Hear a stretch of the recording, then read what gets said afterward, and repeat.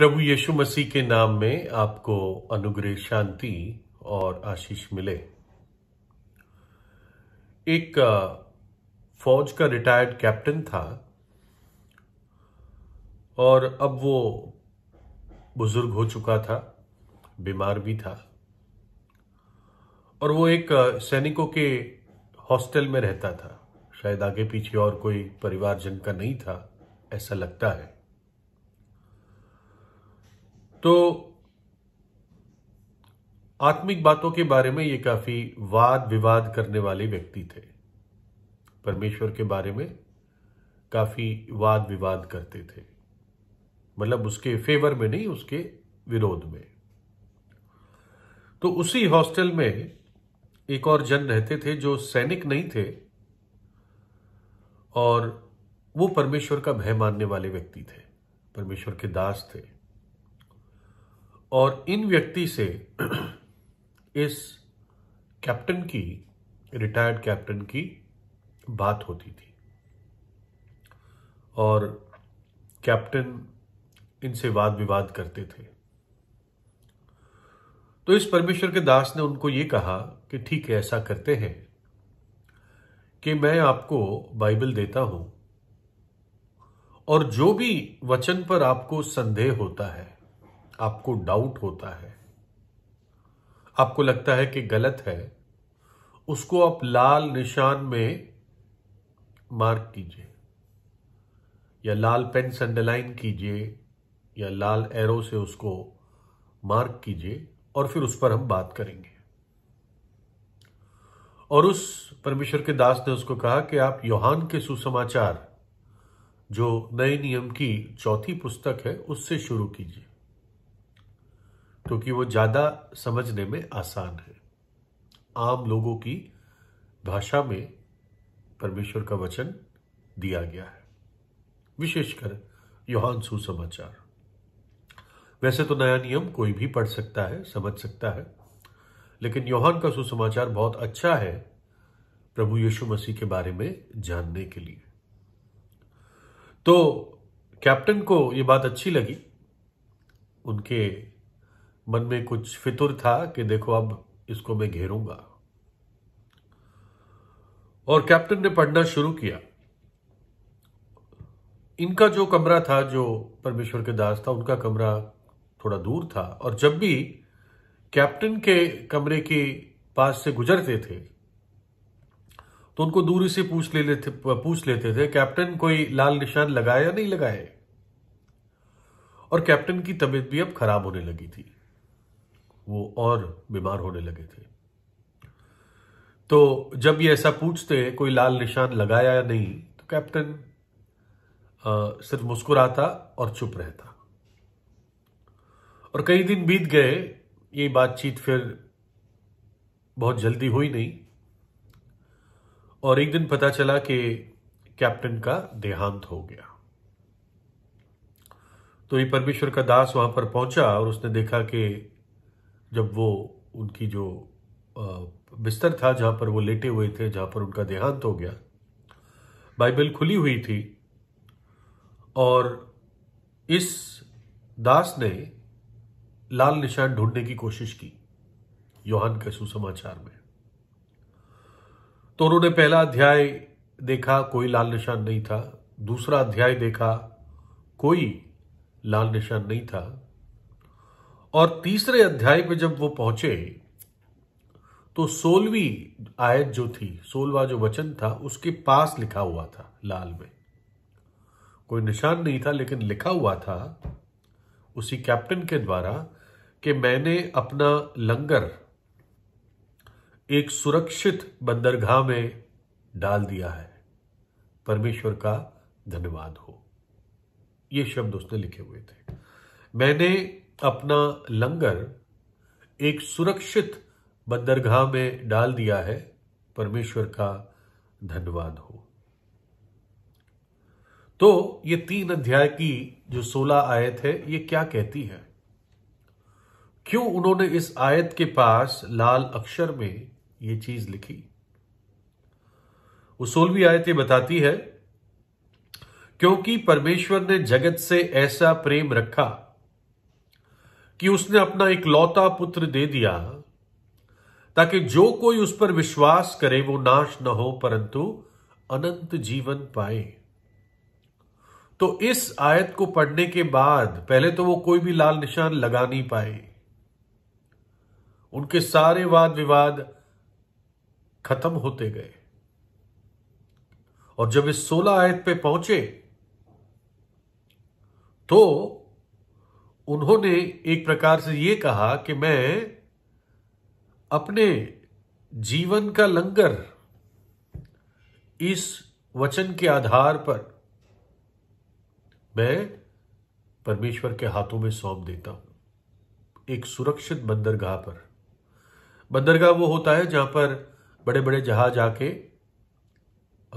टिक जाते हैं और वहां पर फिर लंगर डाल देते हैं ताकि वो बह ना जाए आंधी में या पानी के बहाव में। तो ये काम होता है लंगर का। बहुत भारी भारी लोहे होते हैं जो समुद्र के तह तक नीचे पहुंच जाते हैं और जहाज को बह जाने से रोक देते हैं। तो कैप्टन का कहना था मैंने अपना लंगर इस आयत पर डाल दिया, मैं सुरक्षित हूं। अब इसने शुरुआत किया था ये सोचते हुए कि मैं बाइबल को लाल निशानों से भर दूंगा। जब उस परमेश्वर के दास ने उसको नया नियम दिया था, बाइबल का हिस्सा दिया था या बाइबल दी थी, तब कैप्टन के चेहरे से लग रहा था कि ये कुछ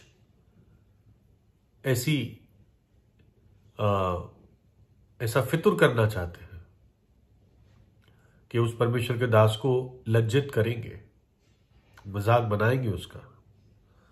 लेकिन बाद में पता चलता है कि एक भी लाल निशान उन्होंने लगाया नहीं, रादर बल्कि उस आयत ने उनके दिल को जीत लिया। क्या पढ़ा उन्होंने?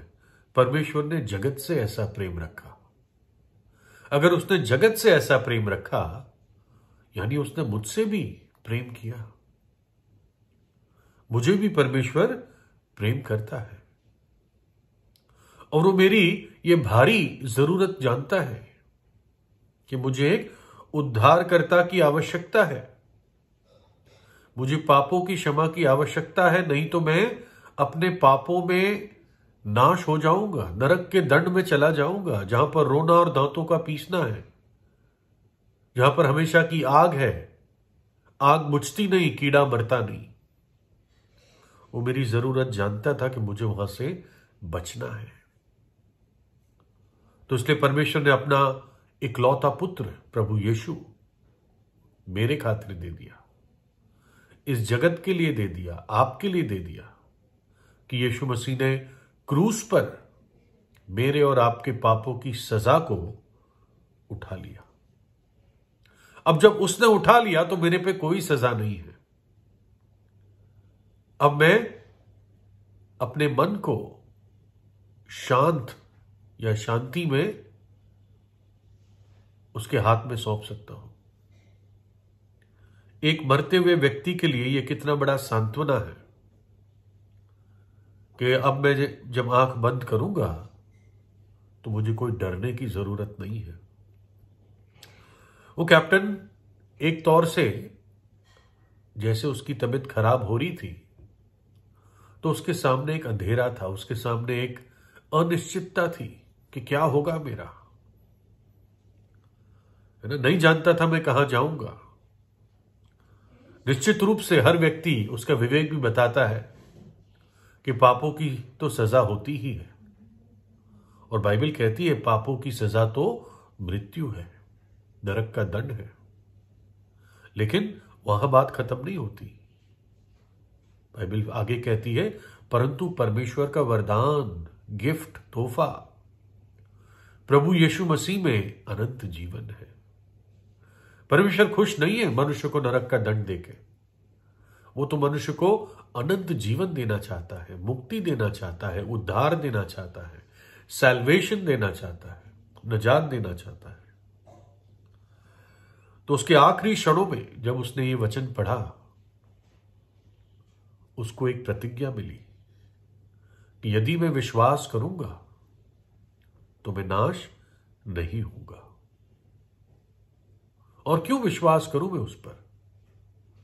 क्योंकि जो उसने किया क्रूस पर, उसने प्रेम के कारण किया, उसका कोई और स्वार्थ नहीं था। और प्रेम इसलिए किया क्योंकि मैं उसकी सृष्टि हूं, मुझे उसने अपनी समानता में बनाया है। प्रभु यीशु ने कहा यूहन्ना 8 में, तब यीशु ने फिर लोगों से कहा, जगत की ज्योति मैं हूं, जो मेरे पीछे हो लेगा वो अंधकार में ना चलेगा परंतु जीवन की ज्योति पाएगा। तो कैप्टन अंधकार में उसको नहीं लपकना पड़ा, उसने जीवन की ज्योति पाई, उसने अनंत जीवन, अनंत रोशनी में प्रवेश किया। वो नाश ना हुआ परंतु उसने अनंत जीवन पाया, उस वचन की प्रतिज्ञा के अनुसार।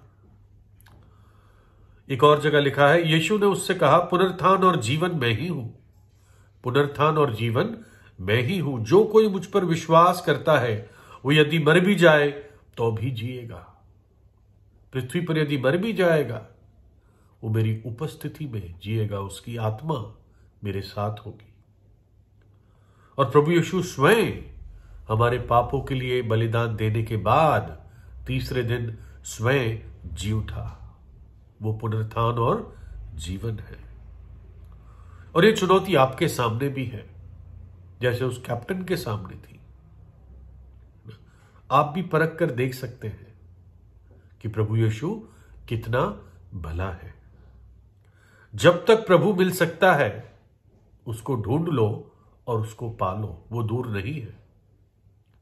हृदय से पुकारने की बात है, सच्चे दिल से पश्चाताप करने की बात है, यीशु के बलिदान पर विश्वास करने की ही बात है।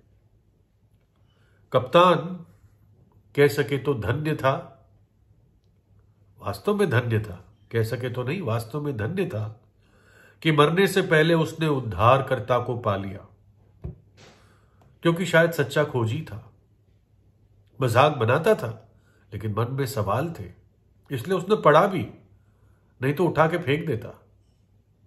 वो खोजी था। लेकिन दुख की बात है, बहुत सारे लोग दुनिया से अपने अविश्वास में, नास्तिकता में, पापों में मरकर नाश हो गए। आज भी उनकी आत्माएं पीड़ा में होगी। परमेश्वर करे आप ऐसों में ना हो, इसलिए सच्चे हृदय से अपने पापों से पश्चाताप करके प्रभु यीशु पर विश्वास कीजिए। परमेश्वर ने जगत से ऐसा प्रेम किया कि अपना इकलौता पुत्र दे दिया क्रूस पर मरने के लिए, हमारे पापों के लिए बलिदान देने के लिए, कि जो कोई उस पर विश्वास करे वो नाश न हो परंतु अनंत जीवन पाए। प्रभु यीशु आपको आशीष दे।